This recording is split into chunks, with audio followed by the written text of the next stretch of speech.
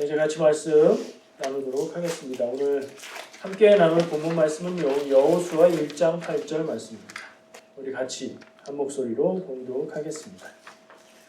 이 율법책을 내 입에서 떠나지 말게 하여 주야로 그것을 묵상하여 그 안에 기록된 대로 다 지켜 행하라. 그리하면 내 길이 평탄하게 될 것이며 내가 형통하리라. 아멘. 자, 오늘 말씀 나누는 이 시간이 우리 모두에게 성경이 우리에게 어떤 의미인지 새기고 돌아보는 그런 시간 되면 좋겠습니다. 교회에서 성경에 대해서 얘기하는 게 새삼스럽죠. 왜냐하면 교회의 모든 활동과 교회의 모든 이야기들과 교훈들이 성경에 근거하기 때문이죠. 근데 어쩌면 늘 성경을 이야기하기 때문에 좀 다르게 깊이 생각해 볼 기회는 없지 않았나 하는 생각도 해봅니다. 교회에서는 성경을 어떻게 대합니까? 교회에서 성경을 함부로 대하지 않지요. 성경을 귀하게 여기고 귀하게 여깁니다. 그래서 어느 정도냐? 성경을 절대화하는 정도까지.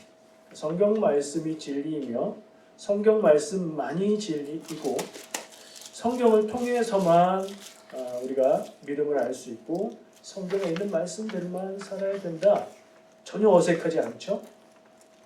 그런 정서가 교회에 있습니다. 근데 잘 들어보세요. 제가 생각해 볼 때 이게 반대되는 말 같은데 성경을 귀하게 여기는 것과 동시에 같은 사람이 성경을 따라 살지 않는 모습이 나타나는 것을 나는 아닌데 저 사람은 말은 성경인데 삶은 성경이 아닌 것 같아 하는 모습을 볼 때가 있습니다. 모순되는 것 같은데 현실 속에서 그게 나타나는 거죠. 설명하자면 여러 가지 방법이 있겠지만 이건 좀 문제라고 생각합니다. 어쩌면 성경을 신성시하고 절대적으로 생각하지는 실제로 그러지는 않으면서 혹은 그런 마음으로 살지는 않으면서 말만 그렇게 하는 건지도 모르겠습니다. 교회에서 제가 느끼기에 제가 많이 느꼈던 성경에 대해서 표현하는 말 중에 요 말을 쓰면 괜찮아 보이는 말이 있어요. 성경적이다 하는 표현이에요. 뭔가를 얘기하면서 그것이 성경적입니까? 말하면 그 말을 듣는 사람은 깜짝 놀라게 되고요. 도전을 받게 되고요. 내가 무언가를 생각하다가 이게 성경적인가 생각하면 굉장히 신앙적인 기준을 갖고 있는 것 같은 효과를 주죠. 성경적이다. 무슨 뜻일까요? 좀 더 구체적으로 말하면 성경대로 살자고 말하는 사람들도 있습니다. 그 말을 가지고 생각해보면 좀 이상한 생각이 들 수도 있어요. 왜냐하면 성경대로 산다는 게 도대체 뭔가? 너무나 당연하게 우리는 성경대로 산다는 건 성경에서 전하고 있는 뭘 따라 사는 거죠? 하나님의 말씀을 따라 사는 거. 하나님의 말씀이 교훈하고 가르치고 있는 그 하나님의 백성의 삶의 길을 따라 사는 거라고 생각하지만 사람마다 그게 좀 다른 것 같기도 합니다. 성경대로 살자 하면서 구약의 율법을 이야기하고 율법을 지키며 살아야지 이야기하기도 하고요. 어떤 경우는 약간의 오해가 있어서 그러는 것 같은데 신앙적인 동기를 인정하지만 성경에 안식일을 거룩하게 지키라고 했는데 우리는 안식일이 아니라 일요일을 예배하는 날로 지키지 않습니까? 이거 잘못된 거 아닙니까? 라는 표현을 하기도 해요. 이런 생각들을 가지고 우리는 고민해 볼 수 있겠죠. 그렇게 말하는 것이 진짜 성경적인가? 성경에 나온 말 그대로 따라 사는 게 성경적인가? 그거는 그 시대 사람들의 생각, 그 시대 사람들의 문화가 담긴 건데 성경에 있는 모든 것이 절대적인가? 그러면 또 고민이 그럼 성경에 있는 무엇을 따라 살아야 되는 것인가? 이런 고민을 하게 되지요. 제가 답을 하나 말씀을 드릴게요. 성경에 있는 무엇을 따라 살아야 되느냐? 성경을 요약하면 한 단어로 요약하면 사랑이지요. 사랑. 어떤 성경 말씀도 하나님의 사랑 그리고 하나님이 사람들을 향해서 서로 사랑하며 살아라 하는 말씀으로 대입하면 틀리는 게 없어요. 왜냐하면 성경의 근본이 사랑이기 때문이에요.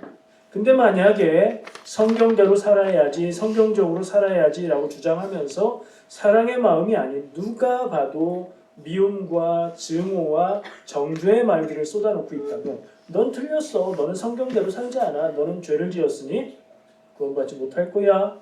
이런 저주에 가까운 말들을 하고 있다면 그 사람이 성경적일까요? 제 고민은 거기에 다 있습니다. 성경을 이야기하고 성경을 말하는 것 같고 성경에 열정이 있는 것 같은데 성경의 근본인 사랑이 없는 모습이 있을 때는 거기서 괴리감을 느끼죠. 근데 자기가 할 때는 그걸 잘 몰라요.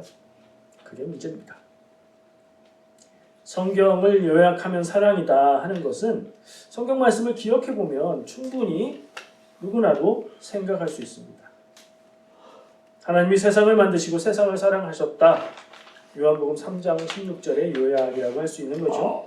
그래서 세상을 구원하실 예수님을 보내셨다. 복음의 핵심이라고 말할 수도 있습니다. 그리고 그 하나님의 마음, 사랑을 이루는 일을 하기 위해서 예수님은 교회를 세우셨죠. 마태복음 16장 18절 말씀에 보면 예수님이 이렇게 말씀하세요. 이 반석 위에 내 교회를 세우리니 음부의 권세가 이기지 못하리라. 아멘. 내 교회라는 표현이 조금 와 닿습니다. 예수님이 이 일을 위해서, 이 일은 무엇인가 생각해 보면 하나님의 사랑을 이루기 위해서 교회를 세우셨다. 그런 말이 되지요. 맞죠? 하나만 더 생각해 보죠. 성경 말씀에 하나님에 대해서 단정적으로 말을 하고 있는 말씀이 있어요. 하나님은 뭐다라고 말해요. 하나님은 뭐다라고 말해서 틀리지 않을 수 있는 말이 많지 않을 것 같은데.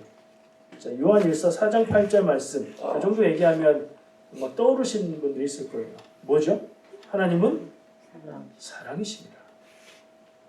이렇게 단정적으로 말할 정도로 하나님이 사랑이시고 하나님은 사랑하시고 하나님의 백성은 서로 사랑하면서 살아야 되는 게 성경적인 것의 어떤 기초라고 말할 수 있을 것 같아요. 성경적인 게 뭐냐? 라는 의문이 드시면 사랑하며 사는 것이지.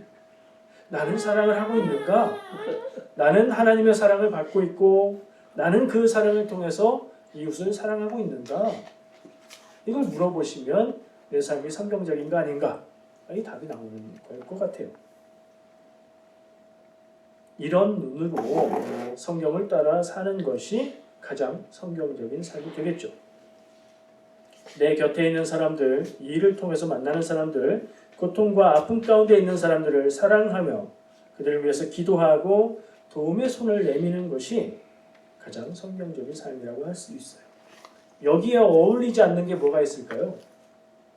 성경적인 삶, 사랑하는 삶, 미워하는 마음 어울리나요? 안 어울려요. 우리의 마음속에 미움이 있습니까? 있을 때가 있죠. 자연스러운 반응으로 나타날 수 있지만 우리가 기도하며 그것을 다스려야 할 줄 압니다. 시기하는 마음, 이거 끼어들 자리가 없지요. 성경적인 삶에. 그러나 우리의 마음속엔 있지요. 그것들을 또 잘 제거하면서 살아야 되겠습니다. 속이는 말, 성경에서 하나님이 뭐 하지 마라 하시는 율법이 많이 나오는데 저는 그 중에 기억나는 게 거짓 증거하지 말라가 기억에 많이 남습니다. 거짓말 하지 말라는 거잖아요. 고민의 여지는 많이 있지만 뭐 좋은 의도의 거짓말도 있지 않는가? 그런 고민은 해볼 수 있죠. 그러나 남을 속이고 내 이익을 위해서 남의 피해를 생각하지 않는 거짓말은 성경을 따라 사는 삶에 안 맞는 거죠. 우리는 뭐 그런 경험이 없겠지만 만약에 조금이라도 그런 마음이 든다면 오늘 이 순간이 떠오르시기를 축복합니다. 성경이 왜 중요하냐? 성경이 중요하다는 건 다 말하는데 정말 성경을 중요하게 여기고 성경을 따라 사냐? 하는 질문을 해볼 때 성경을 따라 산다는 건 뭔가? 아까도 말했지만 쉽게 말할 수 없는 것이라는 생각이 들어요. 그래서 성경을 읽을 때에 일어나는 과정들을 생각해 볼 필요가 있어요. 성경을 읽고 성경 말씀을 받아들이고 그것이 내 안에서 어떤 작용을 하는가? 여러분 성경을 읽을 때 어떤 일들이 일어납니까? 잠이 오죠. 마음이 평안해지면서 긴장이 풀리고 그렇게 되죠. 근데 뭐 다른 책도 마찬가지죠. 성경을 읽을 때에 하나님의 말씀이 거기에 담겨 있기 때문에 나에게 하나님의 말씀이 들어오지요. 그래서 저는 우리 성도들은 성경 말씀을 통해서 하나님의 말씀이 스며들어 거기에 젖어드는 삶을 살았으면 좋겠다 생각을 하는 겁니다. 성경을 읽거나 듣거나 성경을 해석해서 적용해주는 설교 말씀을 듣거나 우리가 그렇게 많이 합니다.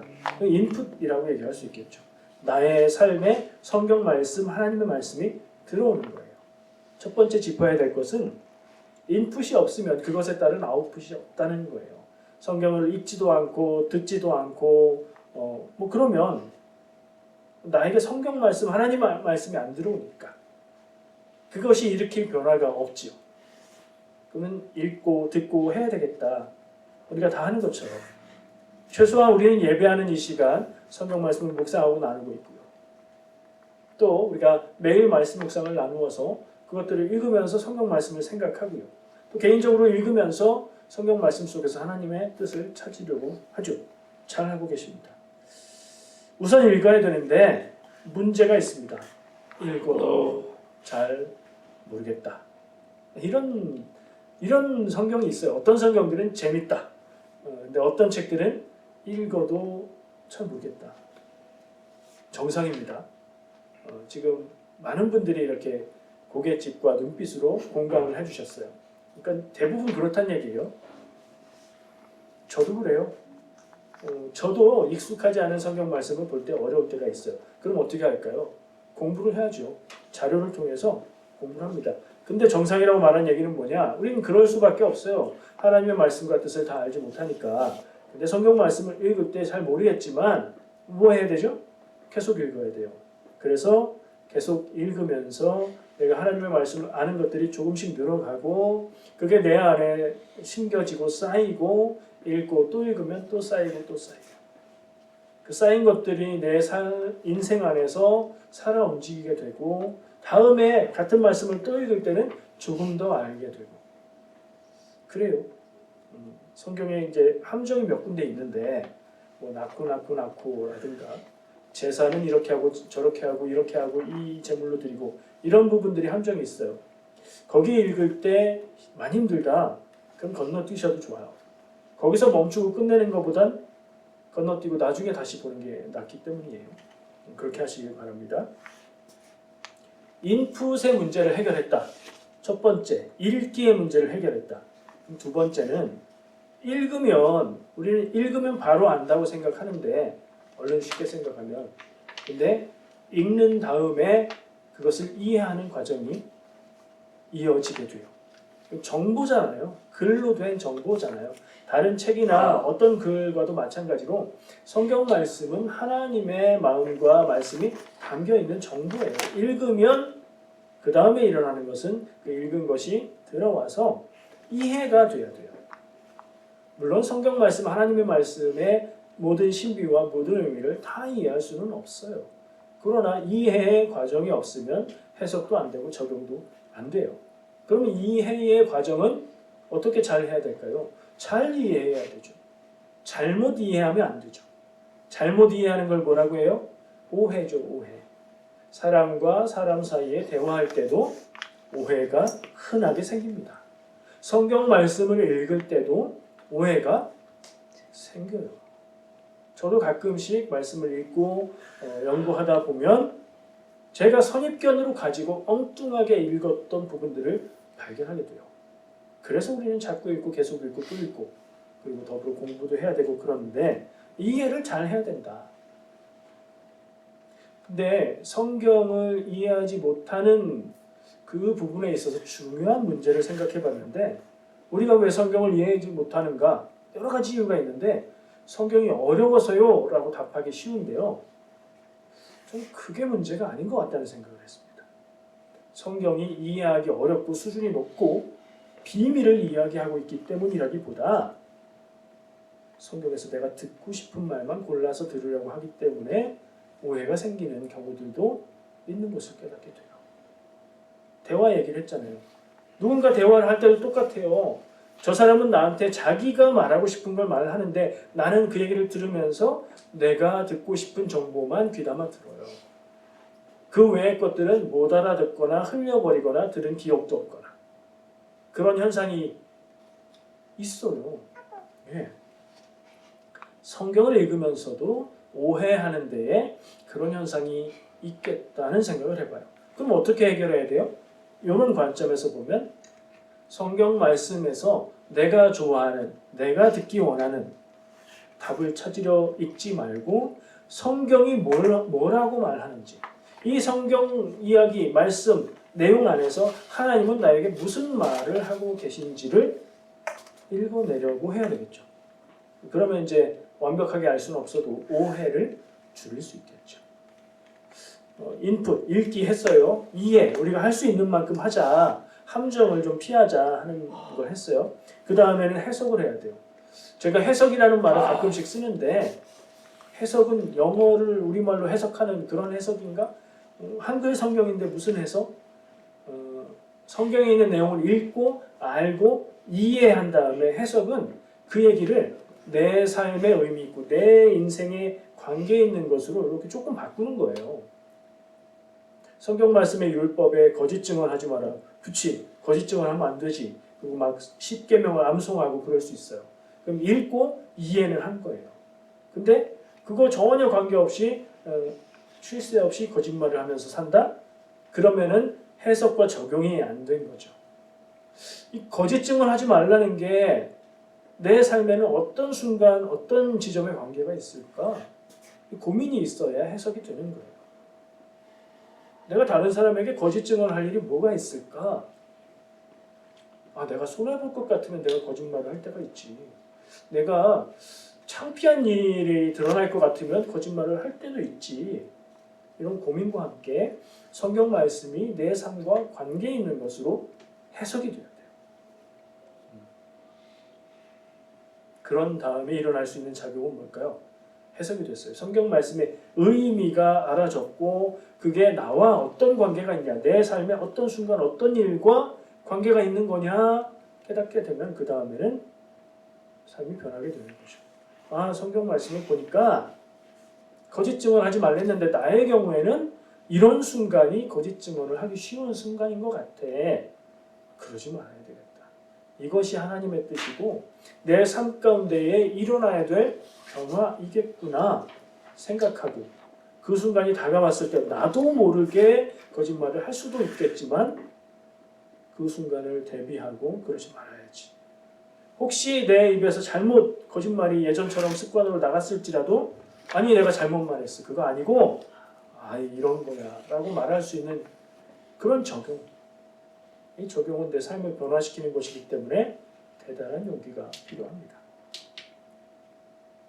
지금 몇 가지 얘기했죠. 성경 말씀이 내 삶에 중요하다. 말로만 하지 말고 정말 내 삶에 영향을 미치는 과정을 생각해 봤는데 읽어야 되고 이해해야 되고 해석해야 되고 적용해야 된다는 얘기를 했습니다.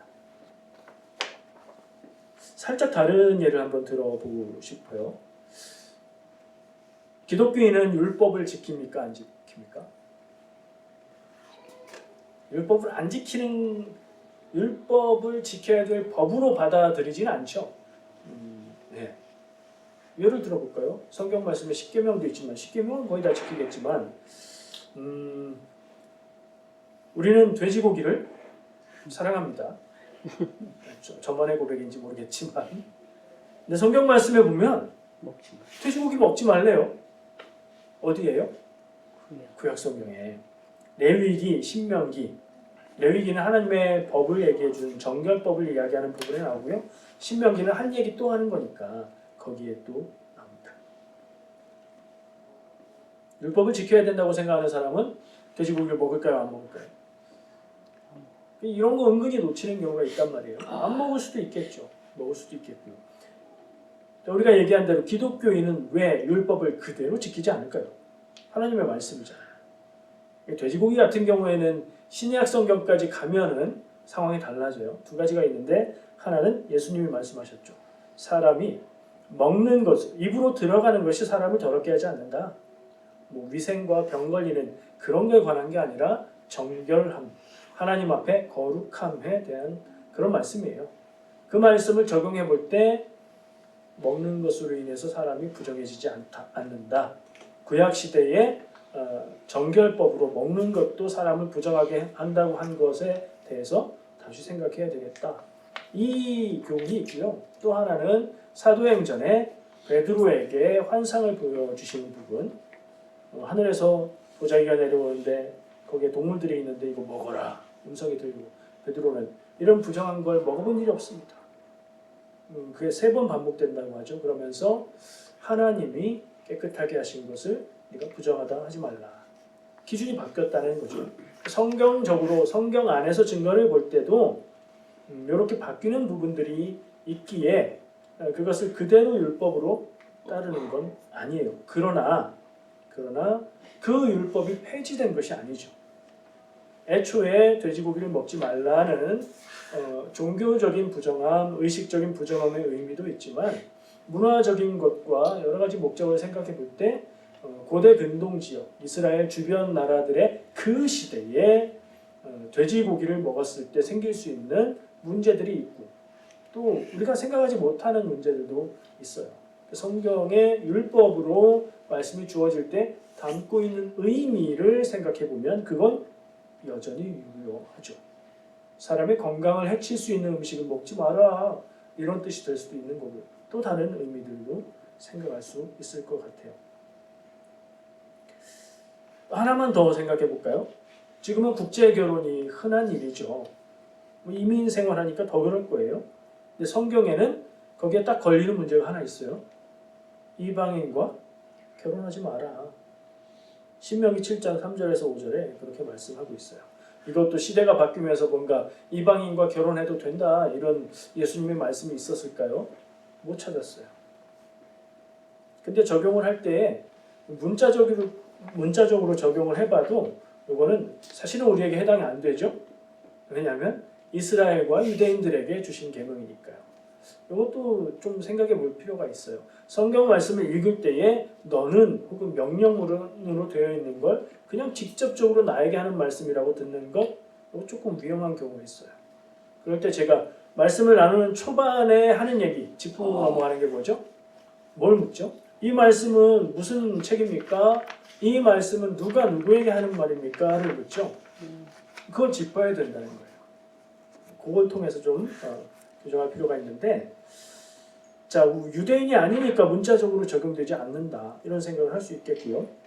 그리고 의미를 생각해 보면 하나님이 왜 이방인과 결혼하지 말라고 했는가를 생각해 보면 종교적으로 삶의 문화에 있어서 너무 다르고 이방 신앙 우상 숭배가 하나님의 백성들에게 섞일 위험이 있기 때문에 그렇게 한 거죠.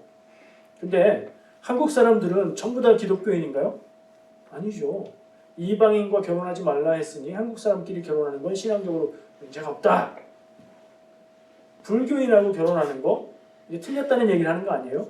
고민되는 문제인 거예요. 그런 면에서 생각해 보면 이 율법은 오히려 같은 민족일지라도 신앙적으로 다를 수 있고 문화가 다른 결혼에 대해서 심각하게 진지하게 생각해야 된다는 뜻으로 살아있을 수 있겠죠. 무슨 얘기냐? 율법은 그 조항 그대로 지키는 게 중요한 게 아니고 왜 그렇게 법을 주셨는가의 의미를 살리는 게 중요하다. 우리는 여전히 율법을 중요하게 생각하고 있는 거예요. 율법의 조항을 따르지 않을 뿐이죠. 그런 면에서 오늘 말씀을 다시 한번 보겠습니다. 오늘 본문 말씀을 보면요. 말씀이 말하고 있는 게 이 율법책을 내 입에서 떠나지 말게 하고 주야로 그것을 묵상하여 그 안에 기록된 대로 다 지켜 행하라 라고 명령하고 있고요. 누가요? 하나님. 누구에게요?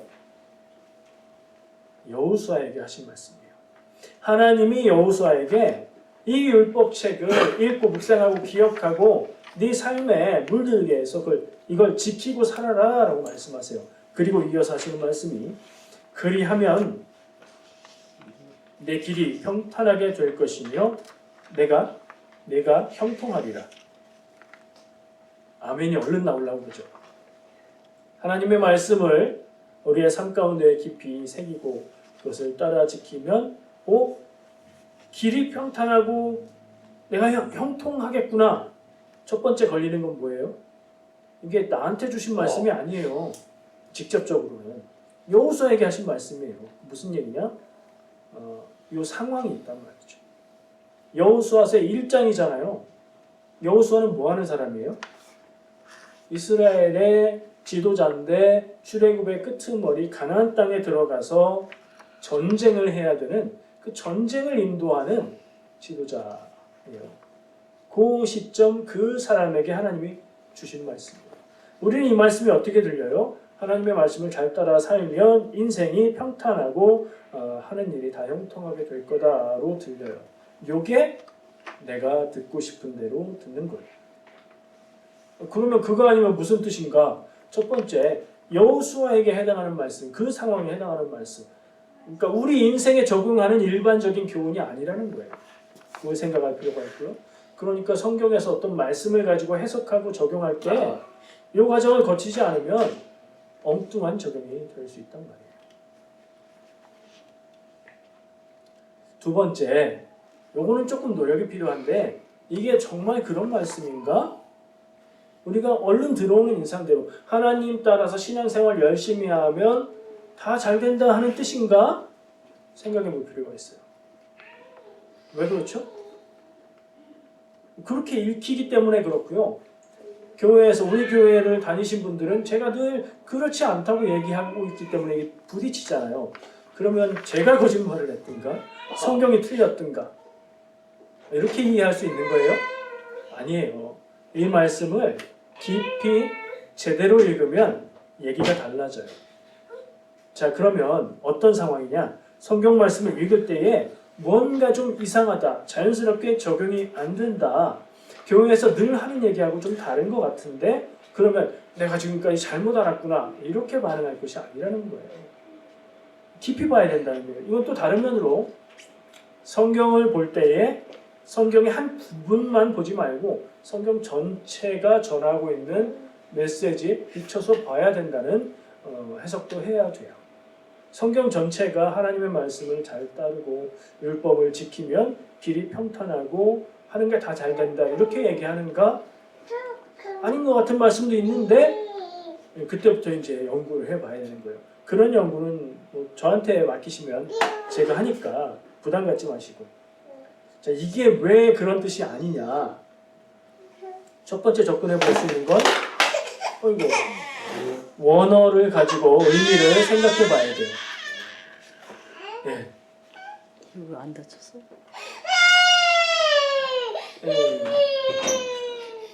어떻게 자, 성경의 원어를 찾아볼 부분을 꼭 집어야 돼요. 여기서는 제가 평탄하고 형통하다 하는 부분을 찾아서 확인을 해봤어요. 평탄하다는 건 무슨 말이에요? 우리말에서 평탄하다는 건 평평하고 울퉁불퉁하지 않다는 거죠. 길을 가는데 울퉁불퉁하지 않다는 건데 이 평탄하다고 번역한 원어 히브리어를 찾아보면 찰라흐라는 말인데 그 말의 의미는 길이 평평하다는 얘기가 아니고 울퉁불퉁한 길이라도 하나님과 함께 그것을 평평한 길처럼 뚫고 나간다는 뜻이에요. 여러분 타는 차가 무슨 차입니까? 제일 좋은 차는 뭘까요? 제가 광고에서 본 적이 있는데 차가 쫙 가는데 옆에서 보는데 바닥이 울퉁불퉁한데요. 차가 바퀴가 막 이렇게 움직이면서 차체는 가만히 가는 거예요. 무슨 얘기예요? 비싼 차는 충격 흡수를 막 해가지고 이렇게 저렇게 해서 울퉁불퉁한 길을 갈 때도 평안하게 간다는 거죠. 그게 좋다 그 얘기죠. 길이 평평하다는 게 아니라 울퉁불퉁한 길일지라도 하나님과 함께 평평한 길처럼 갈 수 있다는 의미를 담고 있는 원어예요. 그러니까 이게 평탄할 것이다 라고만 그냥 들으면 오해가 생길 수 있는 거죠. 이런 부분들을 이거 좀 이상한데 할 때 찾아볼 필요가 있어요. 제가 뭐 특별해서 이걸 찾아보겠습니까? 요즘에 인터넷 검색하면 다 확인할 수 있어요. 여러분들도 다 할 수 있어요. AI를 어디다 씁니까? 요런 데 쓰세요. 요런 데. 성경에 이런 말이 있는데 원어의 의미를 생각해 보면 이게 무슨 뜻이야? 라고 물어보면 몇 초 만에 찾아줍니다. 그래서 한번 써보세요. 두 번째, 형통. 평탄하고 형통할 거다 그랬죠? 형통 우리가 얼마나 좋아하는 말입니까? 근데 왜 좋아합니까? 우리의 삶이 형통하지 않기 때문에 그렇게 바라는 거죠. 우리의 현실을 생각해 볼 때 현실이 그렇지 않다. 그러면 잘못된 적용은 어디로 가냐면 내가 하나님의 말씀을 따라 살고 신앙생활 열심히 하고 뭐 헌금도 열심히 하고 주일도 안 빠지고 할 수 있는 거 다 했는데 내가 이날 어려움이 예상돼서 그날을 대비해서 1년 전부터 신앙의 마음을 막 쏟고 하나님께 정성을 다 들여왔는데 그런데 잘 안 됐어요. 잘못된 적용이 두 가지가 나오는데요. 정성이 부족했나 보다. 내가 한 것들이 하나님께 미치지 못했나 보다. 이렇게 적용하면 잘못된 적용. 원어의 의미가 그렇지 않기 때문에 하나님이 그런 분이 아니시기에. 이건 제 말이 아니고 성경 전체를 읽어볼 때에 알 수 있는 부분들이에요. 또 잘못된 성경 적용. 교회나 성경이 다 거짓말하는구만. 아니 분명히 하나님의 말씀을 따라 살면 잘 된다고 했는데 나는 안 됐으니 이거 거짓말이다. 나 이거 못 믿는다. 이것도 잘못된 적용이란 말이야. 그러면 잘 적용하려면 원래 제대로 의미를 파악해야 되는 거죠. 형통하다는 말은 그 원형은 샤칼이라는 단어인데요. 이 본문에는 타스킬이라는 말로 써 있어요. 형통하다는 의미긴 한데 어떤 형통이냐면 지혜와 통찰을 통해서 얻게 되는 형통을 말해요. 그 삶의 상황이 무조건 다 잘 되는 그런 형통이 아니고 어려운 일도 생기고 실패도 하고 고난도 찾아오는데 삶에 지혜와 통찰이 있어서 그것들을 형통한 길로 바꾸어 나가고 이겨나가고 넘어갈 수 있는 그런 형통을 이야기한다는 거죠. 이게 어떻게 이런 게 된다고요?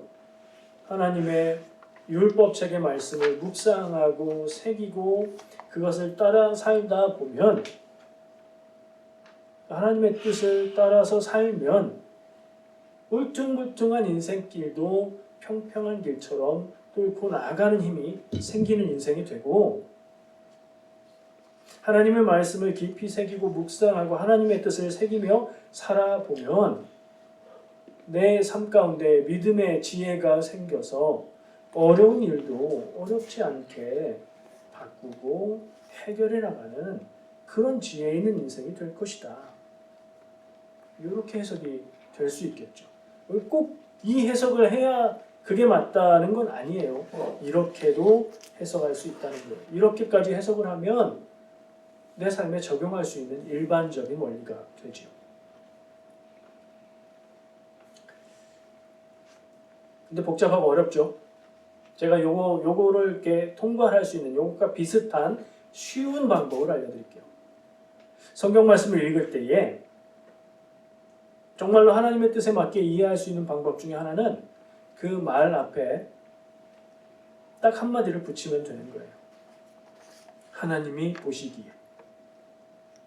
어디다 붙일까요? 평탄에 붙이면 하나님의 말씀을 잘 지키고 살면 인생이 길이 평탄할 거야 라고 말해도 맞는데 내가 기대하는 평탄함이 아니라 하나님이 보시기에 평탄한 게. 이 대충 맞아 들어가요. 이렇게 바꾸어서 보면. 형통한다? 내가 생각하고 기대하고 원하는 모든 일이 잘 되는 형통함은 아니지만 하나님이 보시기에 형통한 인생이 될 것이다. 정확하진 않아도 거의 맞아 들어가죠. 훨씬 쉬운 방법인 것 같아요. 성경 말씀에 이 발상을 한 번씩 적용해 보면 어쩌면 어렵고 풀리지 않는 말씀의 의미가 새롭게 다가올 수 있을 것 같아요. 결론입니다. 성경 혹은 성서라고 말하는 이것은 성도에게 가장 중요한 기준입니다. 지난주에 나눴던 게 뭐였죠?